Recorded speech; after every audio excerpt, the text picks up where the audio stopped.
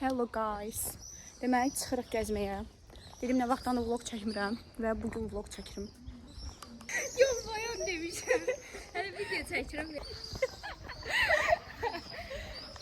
Bugün 28 mayda bizim Respublika günümüzdür. Hər kəsin Respublika gününü təbrik edirəm. Həmçinin Qurban Bayramımızı təbrik edirəm.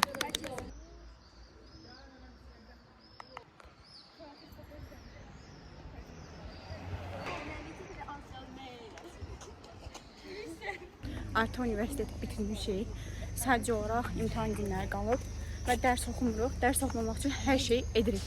Bütün tuşlara basıyoruz. İndi gedirik plansız şəkildə gəzməyə. Hara gedirik heç bilmirik. Deməliyim, saçlarımı qurutmadan yatmışdım və daradım çıxdım. Emalatdan ABB-yə gedir. ABB yolu sartır. Bizim yataqxanalarımız və bizim hər gün gedib gəldiyimiz yol.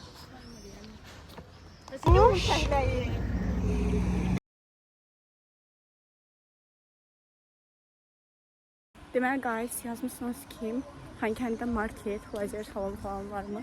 Bilmirəm, siz Xankəndi necə bir yer kimi təsəvvür edirsiniz. Həqiqətən belə suallar çox gəlir. Yəni bildiyiniz normal şəhər necə olursa, Xankəndi də elədir.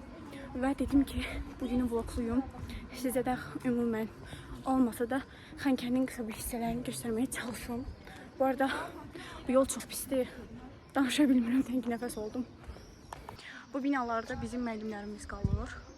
Qarşı binalardakı artıq məncə sosial şəbəkələrdən görmüşsünüz. İkinci kursların yataqxanasıdır. 2 gündür Xankəndidə qəribə hava var. Normalda həmişə belə havadan sonra güclü yağış yağır. 2 gündür hava bürküdür və yağış yağır.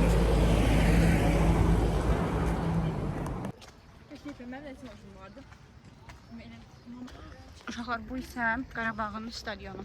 Hal-hazırda təmir işlər gedir. Dostlar, Xankəndinin ən sevdiyim yerlərindən biri. Çox qəşəng daşınmışdı bu arada.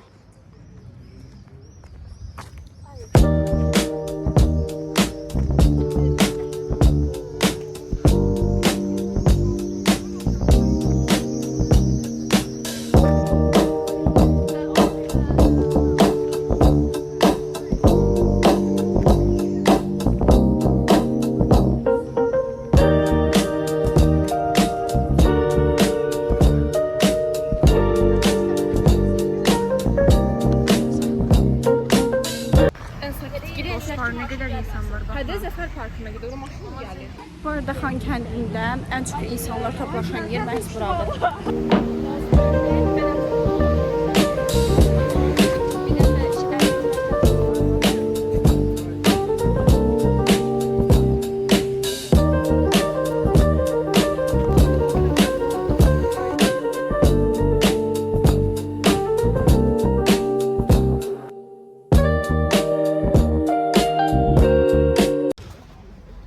Deməli dostlar, mənim favori restoranım burada Salon Xankəndidir. Bizi yağışdan qurtarır. İnterior cəhətdən çox qəşəngdir. Tam olaraq nostalji vibe var. Bütün Nə edeyim? Megafon? necə? Belə yanlış aks etmişdik, belə ağzı olan, içinə plak qoyursan oxuyur. Onun adını bilmirəm, amma çox sevirəm də yəni. Belə kənardan görmüşdüm, o nostalji vibe hiss eləmişdim. Gəl keçək yolu. Tobuza girdik, gözünü yaxamışıq. Sonradan gəlib doğum günümü burada qeydəm. Niyə vlog çəkməmişdim bilmirəm. Hava çox qəşəngdir. Bu isə Xankəndi biznes mərkəzi. Bu arada dostlar, açılışı olan mədəniyyət mərkəzi budur. Sizə də göstərim. Məlumatınız olsun. Hər axşam olduğu kimi yenə burada çox insanlar var.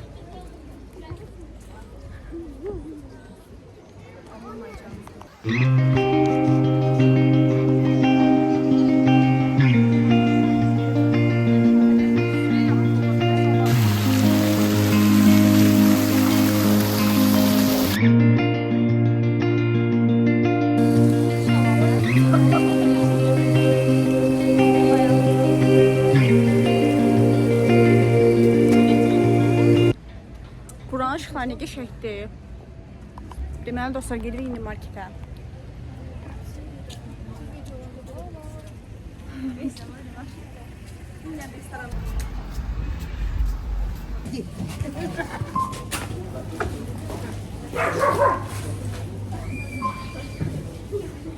Benim sosyal anksiyetenin olmaması şaka mı? Gel, buradan gel.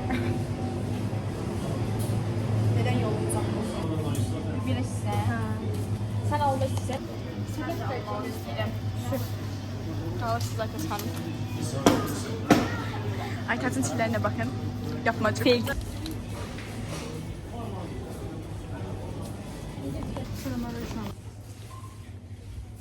Ayka video başlayır. Videonun ortasında bir salam.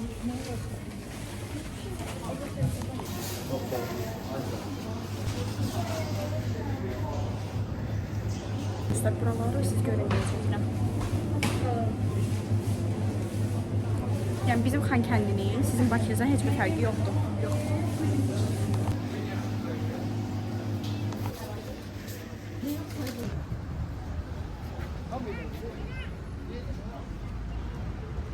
Bilə mən də şəhər.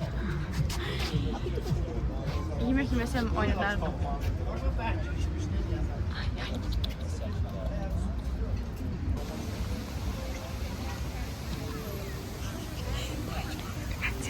Dostlar, mənim Xankəndində ən sevdiyim yer buradır və çox qəşəng olubdur. Nə vaxtdan gəlməyib axşamlar bura. İndi gəlmişik bura və boş yer axtarıq oturmaq üçün. Və yer tapdıq. Çox qəşəng görsənir. Haydi.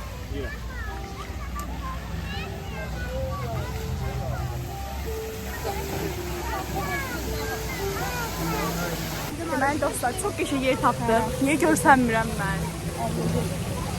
Sizə büyüləyici bir manzara göstərirəm. Sadəcə olaraq ışıqları yandırmayıblar deyə. Qaranlıq görsənir. Yeri də qoyanmırıq.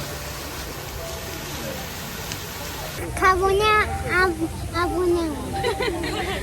Hə dostlar, deməliyim. O qədər insan var burada, o qədər insan var. Korkun görsənə bilərik. Bəli. Ay, işıqlar nədənsə yandırmayıblar. Məncə yandırmayıblar ki, bu fəvvarələr daha qəşəng görsənsin. Fantaziya. Biz də aldıqlarımızı yemişik, indi otururuq. Semişkə istəyəcəyik. Yataqxananın bağlanmağına az qalmışdı, müddətdə qaydacaqlar. 20 dəqiqə qalmış tərpənəcəyik. Bəli. O da üzümə düşmür yenə, qolumdan düşmür. Hə, sevə düşür.